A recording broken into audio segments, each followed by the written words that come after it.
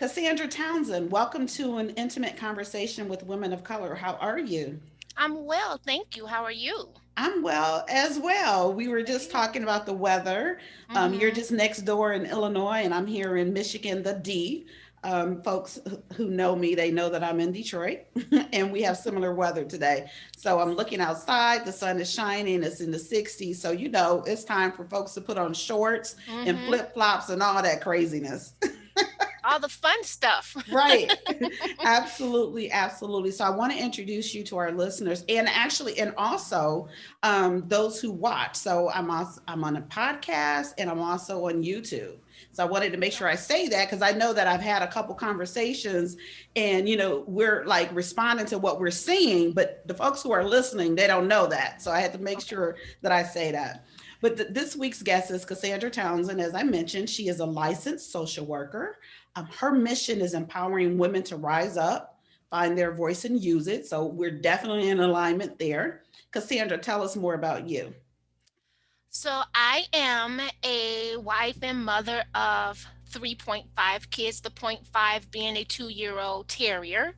Um, I have had a passion for social justice issues and social services for pretty much all my life since I can remember. And, it's been an honor to be able to follow that. I had to pause a little bit, and we'll probably get into a little bit of that. Um, and that whole spirit of finding our Mhm. voices. But yeah, that's me pretty much in a nutshell. I'm a therapist. I do a lot of trauma therapy, so I'm trained in brain spotting, EMDR, as well as trauma focused cognitive behavior therapy.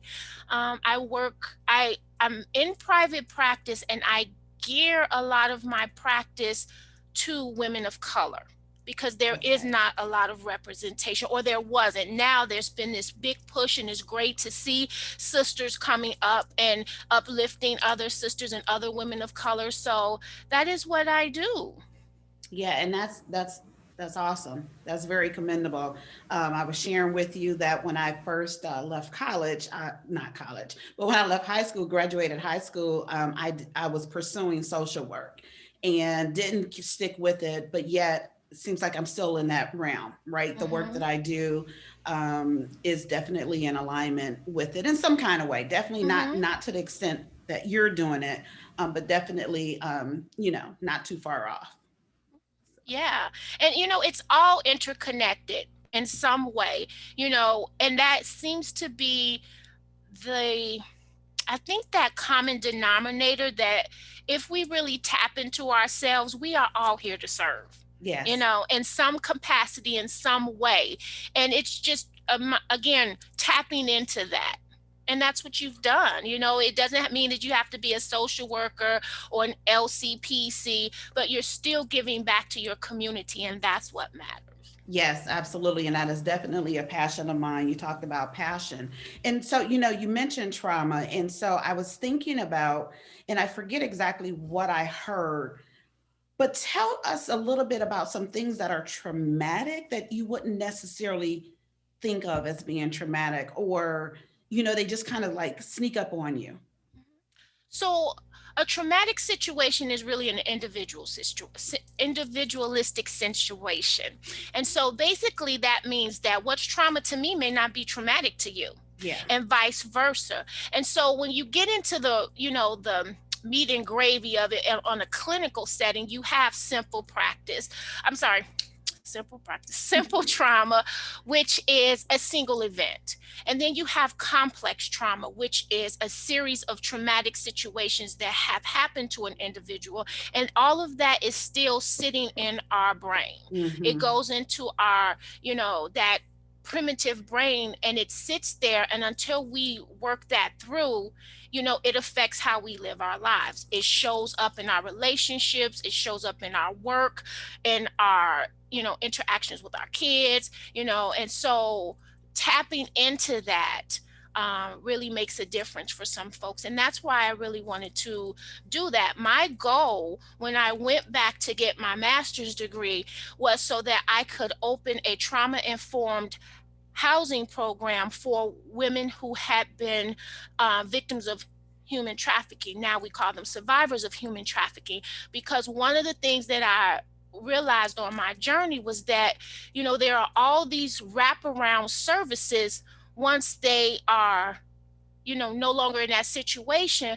But how difficult is it for you to talk about going back to school and going to get a job and all of these other things when you still have so much trauma that you're dealing with? And that comes with that trauma is depression and anxiety, self-harm, suicidal ideation, and all of these things. And so I wanted to be able to provide an environment, a housing environment, where one, they weren't required to clean, because in some ways that can Mm. re-traumatize or activate somebody if they were in a human trafficking situation.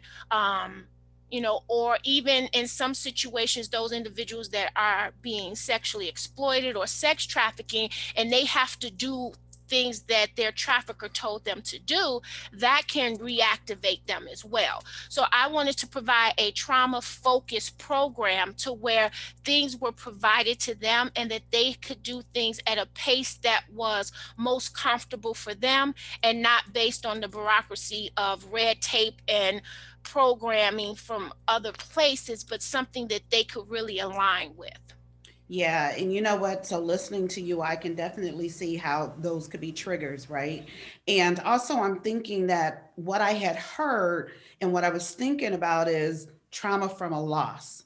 So Mm-hmm. losing a loved one, right? Death. Mm-hmm. And I had Yes. never thought of it that way. As you described it, I can definitely say that's what I've experienced. I Mm-hmm. lost my dad at a young age. Mm-hmm. And again, I never used the word trauma. I never heard the word trauma associated with it. But Mm-hmm. again, listening to you now, it has been a traumatic experience for Mm-hmm. me, right? It has Yeah. definitely been a traumatic experience. Mm-hmm.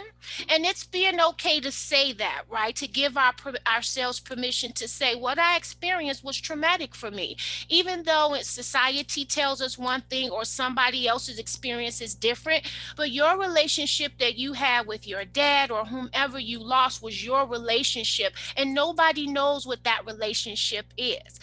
I can self-disclose. I lost my dad in September of 2020. Mm. And for me, it rocked my world. And yes, people will say, oh, well, you had your dad for a long time. He was 84, and you're on the other side of 45. But it's still, to me, that wasn't just my dad. That was my best friend. That was my rock. That was the person who I knew no matter what loved me unconditionally. So I just didn't lose that my dad. I lost all of those other pieces of him as well.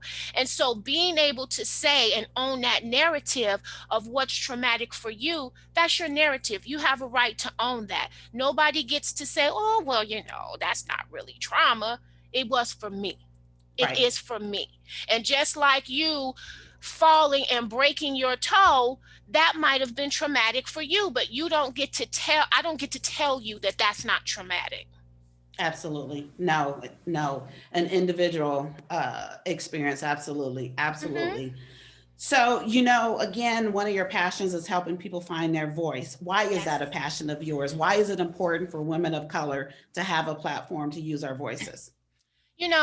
When we look at the colonized mindset that we grew up in as women of color, we have the volume of our voices have always been turned down. Maybe not like when your mom or dad was like, hey, turn that noise down, and you turned it down all the way, but just the gradual nudges and the knobs to just gently quiet us, whether it's the, white splaining when we try to bring something up, or if we encounter misogynistic attitudes and all of these things when we walk into a room.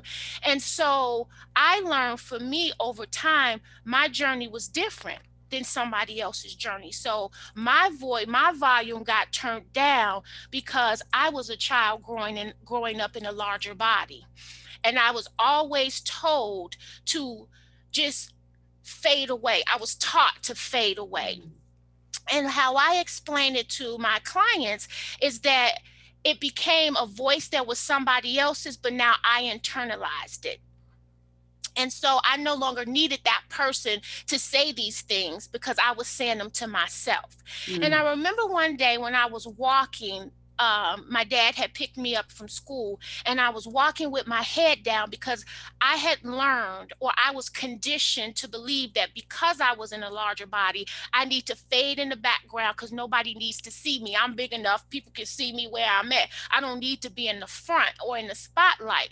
So I gradually followed that mindset, made it into my own, and start to fade myself into the background. I never wanted to be up front. I never wanted to be seen or heard. And so what I used to do was I would walk with my head down. And one day my dad was like, "Why do you do that?" And I said, "Do what?" And he said, "Why do you walk with your head down?" And I said, "I don't know." And he was like, "Don't do that. Hold your head up high, because who you are." And he said, "What your body looks like does not get to determine who you are." And so, me being a child, that really didn't, it didn't click in. You know how when you tell your kids something, they're like, "Yeah, you don't know," right? And so over time, I steady found myself digging myself deeper and deeper into that box that people had put me in. And I remember when I really recognized that I had not only allowed my voice to be turned down, but that I had given my autonomy, or my right mm, to self govern what I do, over to other people. And I remember this well, that I was at a family member's home. I want to be careful as to what I say. And I was talking about going back to graduate school. And immediately they snatched that dream away from me. wow. "You can't do that. You have kids. How is that? You should let your husband go back to school since you already have a bachelor's degree." And I had an associate degree as well, but I knew it in the heart of things that I was an academic person. I wanted to, have a love for knowledge, and I will always have that love for knowledge. And I remember sitting there, and I felt like that child again, that I was being pushed to the back, and that my voice didn't have meaning, and what I said didn't have meaning. And so I lived with that. I lived with that for a few more years. And I carried that, and I said to myself, "What have I done? I have given other people the right to self-govern what I do. I have allowed people access to my volume knob to Mm, turn things down." And I had made up in my mind that I was no longer going to do that. And so then that's when I said, "You know what? I'm going back to grad school. I'm saying I'm going to grad school. I'm going back to school, going to grad school, get my master's degree." And that's what I did. And so now when I work with women, I tell them, your voice is not lost. So we don't have to find it per right. se. We just need to turn the volume up. And we do that by recognizing the agreements that other people placed on us. "Oh, you have to do this. You have to be this way. Oh, you can't do that. You can't say that." Everybody putting their expectations or their agreements onto us. The second part of that is developing first and implementing boundaries. A lot of times we Mm, don't feel comfortable setting boundaries because that's never something that we were taught that we could do, especially with family. And so it's always tend to be, you know, people have total access to us, but they don't. And then some people feel like, "Well, I can't set boundaries. That makes me selfish." Well, no, boundaries are healthy. We need boundaries because those boundaries allow us to exercise our autonomy, not accept those agreements and those stipulations that other people place on us. And it allows us to own our authenticity. And the third part to that is dealing with that core shame. And Brene Brown talked about core shame. So that's not my concept, mm. but I do talk about, and I kind of listed as my, like, my ABCs. But it's the things that I work with my clients on to recognize how, because of those lack of boundaries, people were allowed to continue to put agreements or expectations on you. And that all stems from that core shame that you developed when you were a child. And so I look at my childhood, that when all of these folks were pushing me back and, oh, children should be seen and not heard. And because you're in a larger body, you really need to get back and not be seen or heard. That silenced me from setting those boundaries because I didn't think that I could set those boundaries. So that core shame led to those me not having those boundaries and adhering to agreements that other people placed on me, if that makes sense. Oh no, it all absolutely makes sense. And the boundaries are so key because otherwise you're worn out, Mhm. right? You're worn out because folks they don't recognize boundaries, right? If Mhm. you don't have any up, first of all, if you have them up, sometimes they don't recognize them, right? They're Mhm. still trying to scale over and whatnot. So Yep. definitely, if you don't have them, they're going to take advantage because why not? You know Mhm. what I'm saying? If you're always accepting whatever it is that they're giving and bringing to you, then why not? Mhm. You know Yeah. what I'm saying? Even people who are not necessarily selfish or maybe would behave that way, but if you're allowing it, well, okay, if Mhm. you tiptoe and you tiptoe into a room and nothing happens, then you go further into the room, then you're like, okay, fine, I'm here. you Mhm. know, so yeah, those boundaries are absolutely key. And so, the work that you're doing, whether it's social work, whether it's through your organization, how else are you using your voice specifically for Black women and women of color? hmm And so what I do is when I work with them, the first things we do is we look at that it's more than just what brought you in. You are more than what brought you in Mm, here. And what are the things that you want to do? What are your desired outcomes, your aspirations that will help you achieve that space to where you are at your authenticity, that you are being your authentic self. And so we do a lot of work on shame, dealing with the stuff that has floated into our just kind of weaving in and out of our adult lives because that thread starts that went back when we were younger. Even when you think about, oh, I had an amazing childhood, there's still something there that is sitting in that limbic system that didn't sit quite well with us. And we've just kind of gone through, especially as women of color and in certain cultures and traditions, we just, oh, you too blessed to be stressed. Oh, you know what? You just pull yourself up by your bootstraps and move on. Stuff happens and other people have it worse than you. And so what we do is we again pack that stuff down, be like, yeah, you know what? I don't deal with that. But what that actually does is negate what we went through. It it dulls down our experience and it changes our narrative. And what I do when I work with clients in general, but I get a lot of women of color that practice this, that everything that they say about themselves is in a negative light. They'll say things like, well, I got a promotion. It's not, it was just a small promotion. And, I didn't get much of a raise. But what did they in essence do? They took this wonderful experience and opportunity and they doled it down because based on what other people have taught them or instilled in them. And so what I do is say, stop. How can we make this strength based language? Why is it that this promotion is a great thing, but you just doled it down because you didn't get that much of a raise? A promotion is a promotion, a raise is a raise. And to say, I got a promotion and a raise, right? right. And so pulling out all of that negative context as it's coming out, and I pause them and challenge them. And I advise my clients that people change when they're made to feel uncomfortable. And that type of language should make you feel uncomfortable because you speak to yourself like you would speak to somebody that has value to you, that you see their worth, that you love them. Would you ever speak to your child or your niece or nephew that way? No. You wouldn't tell your girlfriend, girl, you got a promotion. That's a little bitty promotion and you didn't get that much of a raise. You would say, no, girl, that's amazing. You got a promotion. But what do we do when it comes to us? We dull it down. And so recognizing that self confidence is not being narcissistic or overconfident, having self confidence and, you know, highlighting what you have accomplished is not a bad thing. I don't like to use good and bad. I think it's a healthy thing to recognize your journey, what you've experienced, and the success you've had from it. And so that's how I help women, raise their voice, celebrate their accomplishments, to just give yourself that permission to say, you know what, I achieved something great and it deserves to be celebrated.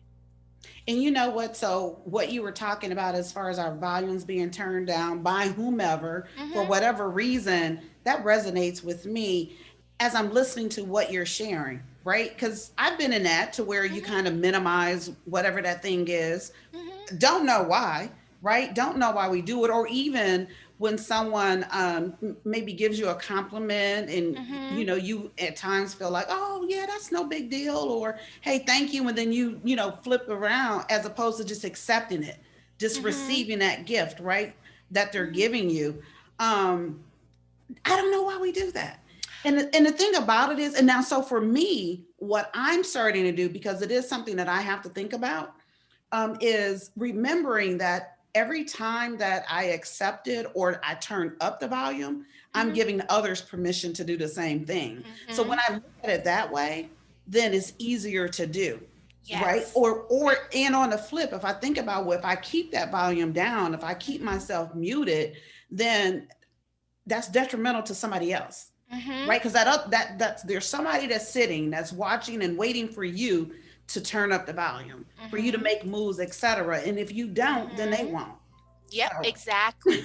And you brought that up, why we do that. And Dr. Joy DeJourney, I think that's her last name, she wrote a book called Post Traumatic Slave Disorder. And she mm, talks about how we have been conditioned to do that because of our experiences during slavery, when you had a mother that was out in the field and her child was out there and he was working hard alongside her, and the white master would come out and say, "Who, that boy is doing a good job," and this, that, and the other, and praising his efforts. Mom would, in order to protect her family, to keep that child with her, would say, "Oh, well, master, he not all that bright. I got to mm, stay on him." And so we have conditioned ourselves to do that, even when we are maneuvering through white spaces. When people will say something about our kids, just say, for instance, at school, and they say, "Oh my goodness, your son is so bright. He's so attentive and he gives us no problems. He turns his homework in time." And we'll say, "Woo, well, I wish he would clean up his room and do all these things at home like he does here." And so what we do is, in essence, follow along that unhealthy pattern of not celebrating the accomplishments of ourselves, our people in general. And so recognizing that and shifting that colonized mindset, we have to do our work, right, as women of color, men of color, BIPOC community, to where we have to pull out and you know uproot some of that stuff that has been implanted in us. And that's our work to do, as well as we expect, our not those that are not in black and brown bodies to do the same.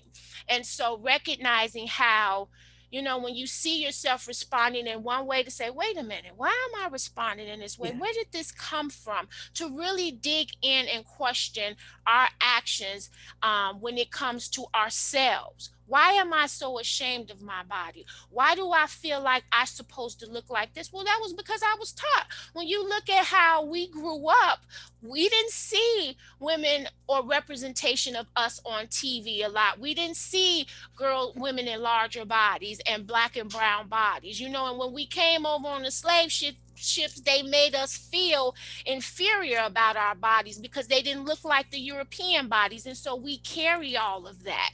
And so recognizing that we all have to do our own work so that we will feel empowered to turn the volume up on our voices, and give other people that same opportunity to say, "Girl, speak up, yeah. come on, let's collaborate, and let's let our voices be heard." Yeah, absolutely. And so, you've already talked about that it's not that we don't have voices, is that's, often our voices are turned down.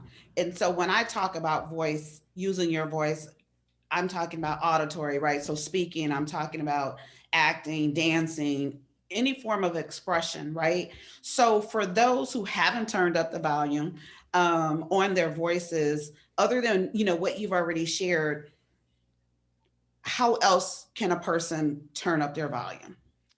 First of all, what I like to remind everybody of that just because you adjust your pace doesn't mean that you've lost your purpose. And Mm. sometimes life situations will have us not be able to do those things that we want to do in that moment. And that's okay. So we'll first address that with empathy. Be empathetic with yourself to say, you know what, I really want to accomplish this, but right now it doesn't fit.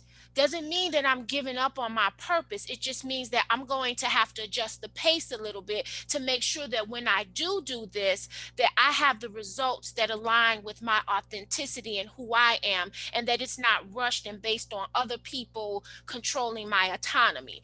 And so when you start to do that, to be empathetic with yourself, recognize what your purpose, your passion is, and you go forward when you are ready.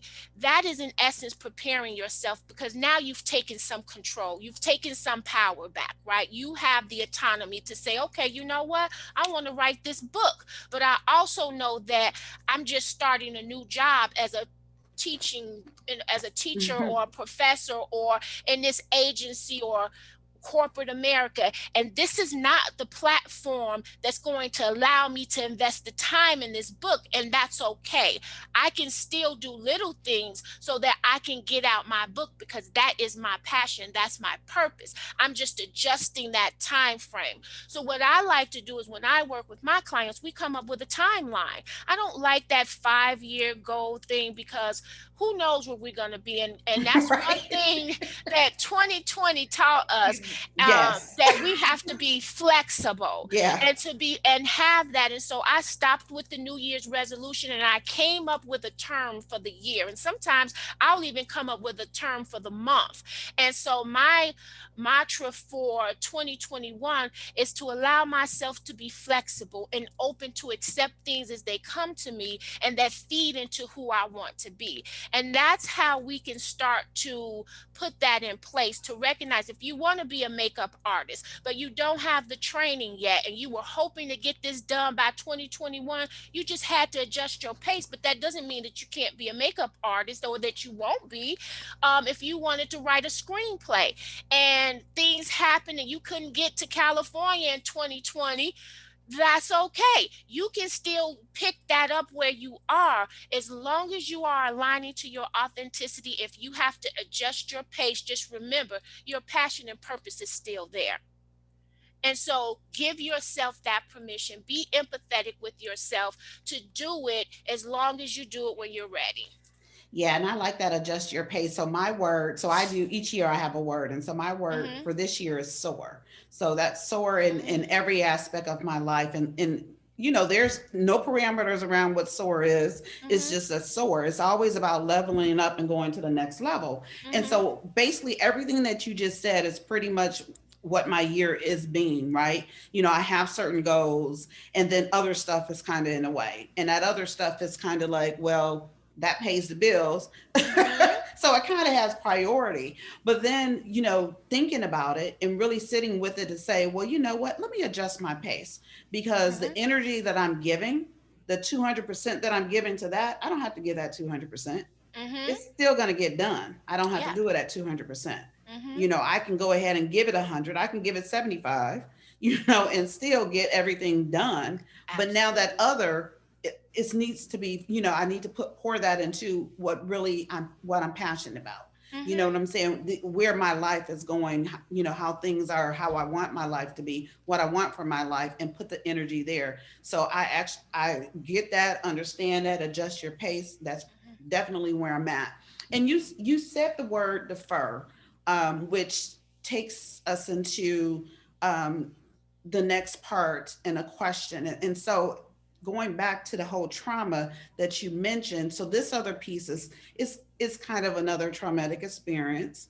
So Mhm. my sister lost her in Mhm. October. And so now I incorporate asking about deferred dreams into my Mhm. podcast. And that's based off a book that she wrote, Mhm. Deferred Dreams. And when she passed and, I thought about her book, I'm like, oh man, am I deferring any of my dreams? And then I wanted to encourage other people to start thinking, are they deferring any of their dreams? So Mhm. again, you talked a little bit about deferment. And so deferring something just means delaying it, Mhm. right? And again, you kind of spoke over a situation. It was, getting your master's, but you went ahead and did it anyway. Other than that, tell us about an experience where it was a delay or a deferment, and or maybe thinking about someone, without getting into specifics and details. Maybe you coach somebody Mhm. and help somebody through a deferred dream. Tell us about that.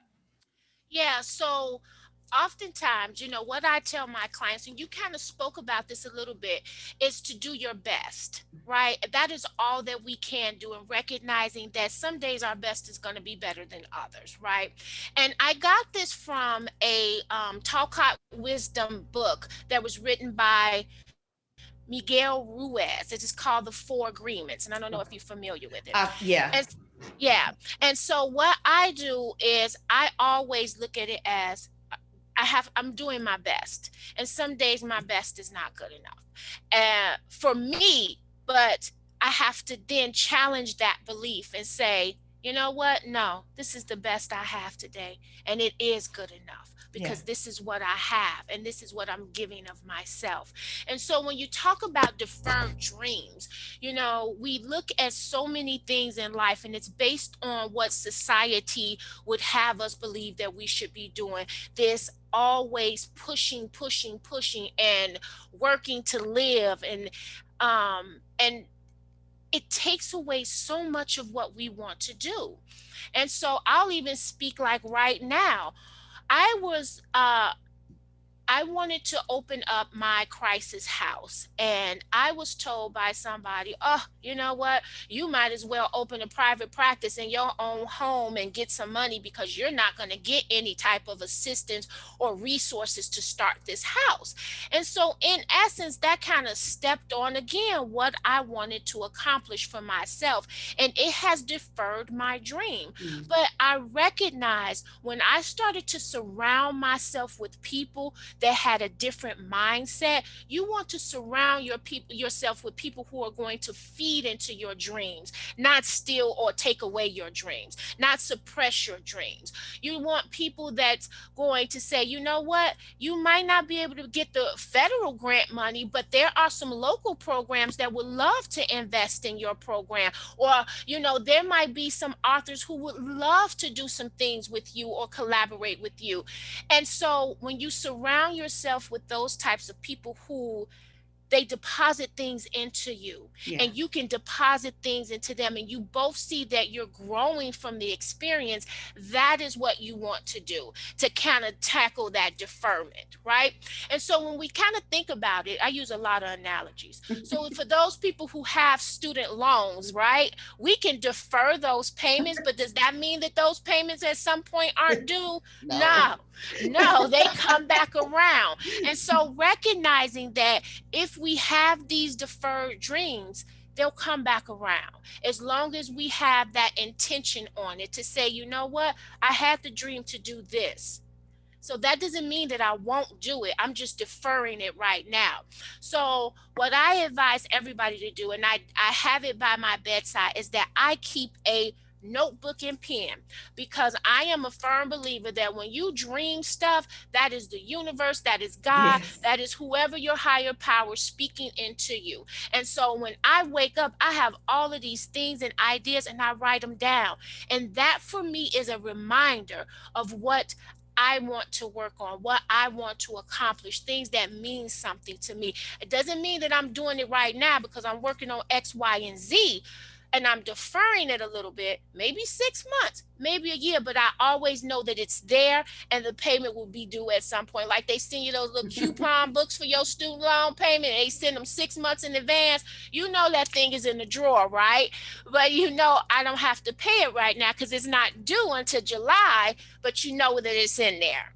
Right? Same thing with our dreams. We might be deferring them for right now, but they're still there. Absolutely. I like to write it down, make it plain, put it in front Mhm. of you, refer to it every now and then. It's Mhm. not gone away. It's up to you to decide, whether or not you want to go forward with that. Mhm. So, April is health and wellness month. And Yes. so when I was looking up, because each month I'm like, oh, what is the theme month? And I'm like, okay, great, health and wellness. And then when I look back, and at your bio, I'm like, it figures. I didn't even, hadn't planned it, Mhm. but it worked out that way, and it's a beautiful thing. And so we talked a lot about. I mean, pretty much what we're talking about is around health and wellness. A lot of around mental health, wellness. Mhm.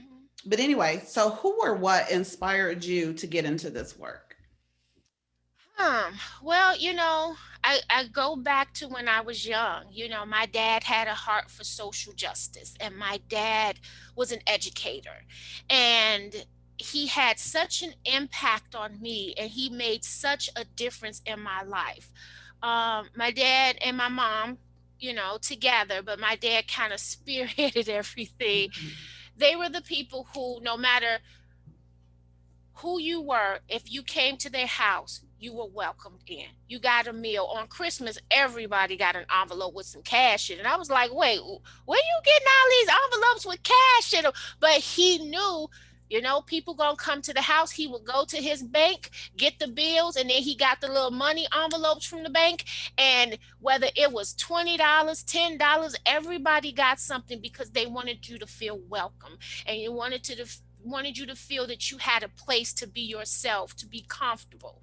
And that's what I wanted. I wanted to provide a space that when women of color wanted to seek out therapy services, that they didn't have to go through explaining their culture and their traditions to somebody who would never get it. And so for me, this journey kind of shifted when I did because again, my journey was to get my license so I can open this trauma house and work with survivors of human trafficking, and that was going to be it. But on that path, I met so many other opportunities and people that kind of shifted. I'm still on that same path. Well, I'm still on that same destination, but just on a different route. And so, what I learned in my experience doing substance use recovery during my internship in the west side of Chicago is that a lot of times there was no representation of those clients who needed help that looked like them, who understood the dynamics of growing up in a Yeah. black family and the black tradition and culture that came along with it. And so it was interesting because I remember my first therapist was not a woman of color. And a lot of things I found myself having to explain to her why this was coming up because she didn't understand. And I would hear that from the, the clients at the substance use recovery was like, everybody doesn't get it. When I was in this treatment program, they didn't understand. And so I went into private practice, and it solidified for me when I had a client say to me when we were talking about her talking to her other therapist, and she said point blank, they're not you. They don't get it because she has to explain her culture and the tradition of growing up in a black and brown body too much. And sometimes that Hmm. can be activating or re traumatized. And so I wanted to provide a space where I get it. I know what it's like, right? And it leads to that point about wellness, of taking our wellness and taking all of who we are. We all are some of our experiences, right? And so when we have to explain to other people these experiences, it makes it difficult for us to build that therapeutic rapport, to be able to process what we went through with these individuals, because we feel like they're not going to understand why this is an issue for me, why I have boundary issues with my family, because that's not something that we traditionally have. We were never able to have boundaries. When you look at our history and how we came over here, we didn't have autonomy. We didn't have these boundaries. So you're asking me, well, why can't you just tell your mother no? Well, you didn't grow up. Wait, you obviously don't know what it's like to grow up in a black household and you tell your mama no, right? And so having that conversation and providing that space with them to say, hey, I get it. We might not do it that way, but let's try doing it this way. Right. And so helping them figure out how to maneuver through these things helps them with their depression, their anxiety, their stress levels, showing them how to gradually implement those boundaries, aiding them in creating those boundaries, and then just investing that positivity in themselves. So we do a lot of work on self compassion, positive self talk, boundaries, agreements, shame, how to counteract all of that so that it aligns with who you are inside. And it's not something that steady strips you away, because what happens is when we're not able to be our authentic self, it creates anxiety, it creates depression. And so, and then those leads to those other unhealthy coping mechanisms that steady get us in these positions that we don't want to be in. And so that's how I look at wellness, is that it's not just about your physical health, because you can go out and run in the gym and exercise and be a size 2, but if you're stressed and that cortisol level is high and you're not sleeping, you're not eat, you're just not in a good space mentally, it's going to affect your body. Oh And yeah, so, and that's something that I have said for years, that often, with the mental, you don't realize it until it becomes physical. mhm, You don't. mhm, And so that's definitely, to me, I feel it's more stressful because, again, you're having to deal with both, right? mhm, Because it mhm. built up and then it became physical. But a lot of what you were just talking about made me think about, those experiences in the workplace as well, Yes. right? Woo. And just dealing with a lot of stuff because, you know Yes. what, I don't even feel like, I don't have the energy, I don't even Mhm. have the words or whatever the situation is to explain to you Mhm.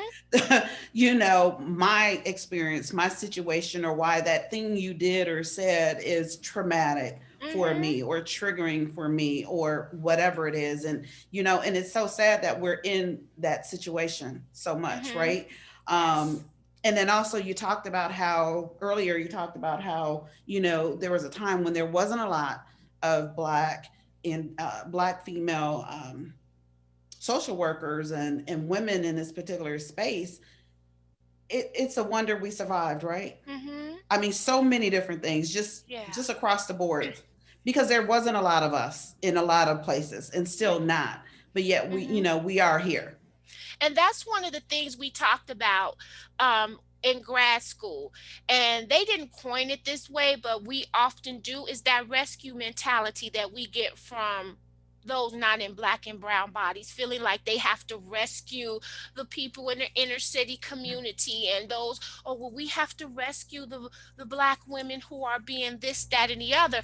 And so one of the things, and that's one of the things, and I didn't touch upon this, and I'm glad it's came back around, was that's what led me into wanting to be representation for those people that had been survivors of human trafficking. I think that the work that we're doing or trying to do on human trafficking is great. I will never pull anything from that. But when you look at these symposiums and conferences, there's not a lot of representation of us, but who are the people most impacted by sex trafficking? Women of color. Who are those most impacted by human trafficking? people of color. And so, where is the representation of that? And so, what you see on those symposiums and those conferences is more of the rescue mentality. We have to get in there and do something. And instead of empowering people within our own community and our sector of people to say, hey, how can we help you with these tools to help raise you guys up so that you can really start to have an impact? Because these individuals can relate to you more because you look like them. You come from the same neighborhood as them. You come from the same background in some cases as them. How can we help impact you and bring this up so that you're able to help these people as they come out of these situations? They don't do that. They start these houses and they enforce their rules and their regulations on there. And I get it. Structure is important, but when you're dealing or working with somebody that's coming from a human trafficking perspective, they have already had enough rules and regulations placed on them. Their autonomy was the first thing that got taken away from them. And so why are we continue to re-traumatize them in this manner? And so that's when it gets to the wellness of things. And so one of the books that we read, and especially in trauma as a trauma therapist, is The Body Keeps the Score. Now, I'll tell you, it's very cerebral, okay? But Dr. Bessel van der Kolk talks about how what affects the mind affects the body, and what affects the body affects the mind. And so when you think about that, if you have an individual that has diabetes or cancer, that can cause the depression, the anxiety, the constant stress and worry because of what they're going through physically. And the same thing when you have somebody that has a mood disorder, schizophrenia, bipolar disorder, what they're going through mentally will start to affect the body. And so they won't eat, they don't shower, all of these things. And so recognizing that to have that holistic wellness of ourselves, we have to work on both. Yeah. Yeah. And you what you were saying made me think about fish, teaching people to fish, Mhm. right? Mhm. And being able to feed multitudes that way. And that is Mhm. such a different perspective. Yeah. And it's valuable. Mhm. But it also kind of makes me think that, well, we don't want to teach you that. Mhm. We don't want you to know that. So we're Because gonna do that it this still way. gives them some control, right? Right. That still gives them the space to say, oh, well, I can't help you today, but let's look at next week. But what if I need help today? I should be able to go to somebody in my community and say, I really need to talk because today is a rough day. Right. And not saying that everybody has to be a therapist, and of course, if you're doing with certain modalities, interventions, and treatment, absolutely you want to see a therapist. But sometimes you just need somebody to hold space for you. Yeah. And a lot of times what happens is because individuals in people in communities or situations may not be familiar with how to hold space for somebody that went through something like that. It's like when that you care about passes and you talk to somebody and they don't know what to say, Mm-hmm. right? And it's the Mm-hmm. same thing when somebody has went through something traumatic like that, to just wanting somebody to hold that space for them, to say, you know what, I don't know what you're going through, but I see that you're in pain. If you want to talk about it, I'm here to listen. That's Right. that's and beautiful. and you don't have to have a clinical license to do that, and that's why I say what you do, it may not be, in the field like a social worker, but you're still providing a service. And that's the one key thing as a trauma therapist. The first thing, your first line of intervention is your clinical rapport that you have with that person. They're not going to talk to you if they don't feel like they can talk to you. Yeah. Right. So having that therapeutic rapport is essential. And that same type of rapport can be something that somebody in the community can provide to somebody. So raising up the community. And that's why I like social work so much, because we work on a micro individual level, a meso, which is a community level, and then macro, which is policy level. And so we can do a lot of things to impact that individual and raise them up. Yeah, yeah. And so, yes, I definitely am having performing a service, right? Mhm. Socially. And I was Mhm. even thinking about, even when I lead teams, one of the first things that I do is get to know the individual. But I Mhm. start off with sharing about myself and then encouraging them to do the same. Mhm. And that's how I build that relationship with them. So as we're in that relationship, I'm able to, kind of bring those things back to them, remind them of their aspirations and things that they've shared to help them get through the day. So as we begin to wrap, there's two things that you said, and you said it over, that really stands out to me. And one is turn up the volume, Mhm. and the other one is adjust your pace. But Mhm. what would you like to leave our listeners and watchers with? Mhm. I would like to leave your listeners and watchers with allowing yourself to be who you are. That is the first thing.